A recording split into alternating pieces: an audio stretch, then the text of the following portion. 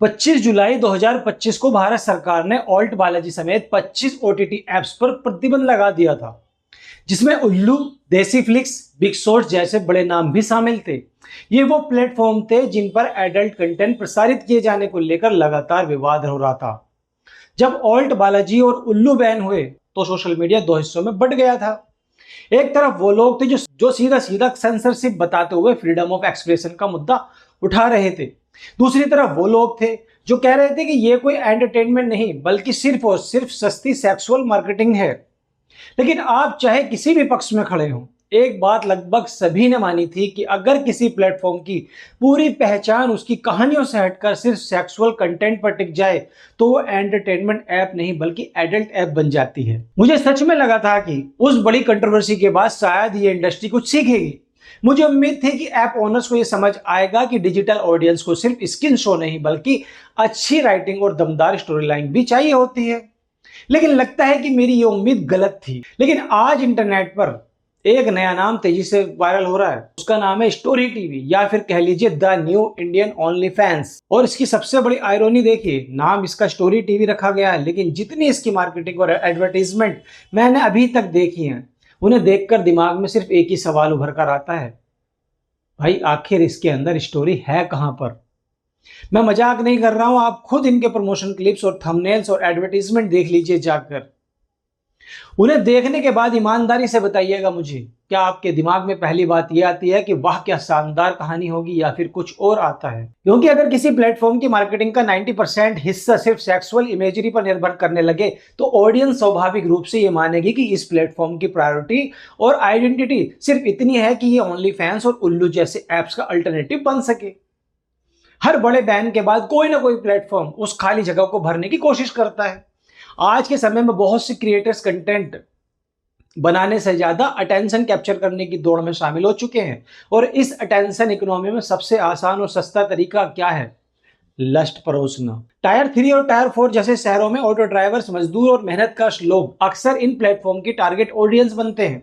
दिन भर की थकान के बाद ऐसा कंटेंट देखना चाहते हैं कि जो उन्हें तुरंत एंटरटेनमेंट या प्लेजर दे सके। ऐसे समय में स्टोरी टीवी जैसे प्लेटफॉर्म सामने आते हैं। उनके स्टोरी टीवी की मार्केटिंग का एक बड़ा हिस्सा उसकी सस्ती सब्सक्रिप्शन प्राइसिंग भी मानी जाती है। लेकिन ये मॉडल भी किस तरह काम करता है वो समझना भी जरूरी है।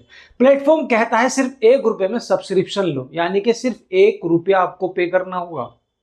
और यही सुनकर लोग आकर्षित हो जाते हैं, भाई सिर्फ ₹1 मांग रहा है ये। बिल्कुल उसी तरह जैसे कई सस्ते क्राइम शो अपनी मार्केटिंग में शॉक वैल्यू का इस्तेमाल करते हैं। क्राइम पेट्रोल हो, सावधान इंडिया हो, क्राइम अलर्ट हो, और उनकी कई कॉपी कैट सीरीज ऑडियंस की क्यूरोसिटी और सेंसेशनलिज्म पर खेलती है। असल समस्या यह है कि एक अच्छी स्क्रिप्ट लिखने में मेहनत लगती है, मजबूत कैरेक्टर्स विकसित करने में समय लगता है, दमदार डायलॉग लिखने में रातों की नींद खराब करनी पड़ती है। लेकिन जब किसी प्लेटफॉर्म का पूरा फोकस सिर्फ सजेस्टिव कंटेंट बेचने पर हो तो उसे अच्छी राइटिंग की जरूरत क्या ही पड़ती है? अच्छी स्क्रिप्ट की जरूरत आखिर उसको क्यों पड़ेगी? मुझे एडल्ट कंटेंट या शो में इंटीमेसी दिखाने से कोई व्यक्तिगत समस्या नहीं है। गेम ऑफ थ्रोन्स हो, सेक्रेट गेम्स हो और मिर्जापुर में भी ऐसे इंटीमेट सीन मौजूद हैं। उन शोज की असली पहचान क्या थी? उनकी मजबूत राइटिंग, उनके आइकॉनिक कैरेक्टर और उनकी बेहतरीन स्टोरी लाइन। किसी ने भी गेम ऑफ थ्रोन्स को 8 साल तक सिर्फ उसके इंटीमेट सीन के लिए नहीं देखा होगा। लोग उसे उसकी राजनीतिक, उससे कैरेक्टर और उसकी कहानी के लिए भी देखते हैं। सबसे दिलचस्प बात यह है कि इस तरह के कंटेंट का इतिहास नया नहीं है मार्केट के अंदर, ये बहुत पुराना इतिहास है। सच तो यह है कि इस दुनिया में सिर्फ छोटे मोटे या स्ट्रगलिंग एक्टर ही नहीं बल्कि कई नेशनल अवार्ड विनिंग सुपरस्टार भी काम कर चुके हैं, खासकर तब जब उनका करियर कमजोर दौर से गुजर रहा हो, डाउनफॉल उनका आ गया हो। एग्जाम्पल के लिए मिथुन चक्रवर्ती को ही देख लीजिए आप। 1990 के आखिरी में जब उनका मेनस्ट्रीम बॉलीवुड करियर धीमा पड़ रहा था, डाउनफॉल उनका चल रहा था, तब उन्होंने ऊटी में रहकर लगातार लो बजट फिल्म की एक लंबी झड़ी लगा दी थी। ये फिल्में अक्सर 2 से 3 हफ्तों में शूट भी हो जाती थी। उनमें से कई फिल्मों की कहानी बेहद कमजोर होती थी, लेकिन वो सिंगल स्क्रीन थिएटर में अच्छा कारोबार कर लेती थी।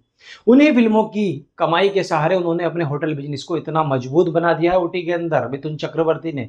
इसी तरह राजेश खन्ना और शक्ति कपूर जैसे कई बड़े कलाकारों ने भी अपने करियर के कमजोर दौर में ऐसी फिल्मों का सहारा लिया था। साथ ही साथ नवाजुद्दीन सिद्दीकी, मनोज वाजपेयी जैसे सितारों ने भी ऐसी फिल्मों में काम किया है।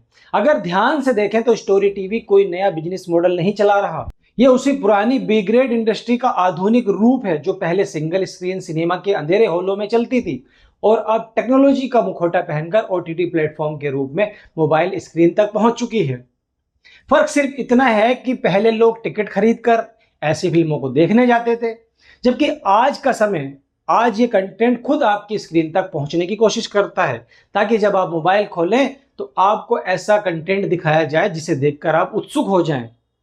और साथ ही साथ मुझे नहीं पता कि स्टोरी टीवी भविष्य में कितना बड़ा प्लेटफॉर्म बनेगा, लेकिन इतना जरूर पता है कि जिस दिन किसी प्लेटफॉर्म की मार्केटिंग उसकी कहानी से ज्यादा चर्चा में आने लगे, उस दिन सावधान हो जाना चाहिए। अब समय आ गया है कि हम इन बातों को घुमा फिरा कर कहना बंद करें। भारत पहले भी कई विवादित प्लेटफॉर्म पर कार्रवाई कर चुका है, लेकिन अगर सरकार को लगता है कि किसी प्लेटफॉर्म पर कानूनों का उल्लंघन हो रहा है तो उसके लिए स्पष्ट नियम और प्रभावी रेगुलेटरी फ्रेमवर्क होना जरूरी होता है। क्रिएटिव फ्रीडम का मतलब ये नहीं कि कंटेंट की गुणवत्ता, जिम्मेदारी और ऑडियंस इंपैक्ट पर चर्चा ही बंद कर दी जाए। आशा करता हूं कि आपको ये मेरी वीडियो पसंद आई होगी, मेरा पर्सपेक्टिव भी आपको पसंद आया होगा। अगर आपको पसंद आया तो वीडियो को लाइक कीजिए, दोस्तों में शेयर कीजिए। अगर आपने अभी तक सब्सक्राइब नहीं किया तो चैनल को भी सब्सक्राइब कीजिए। मिलूंगा आपसे अगले वीडियो में, तब तक के लिए धन्यवाद।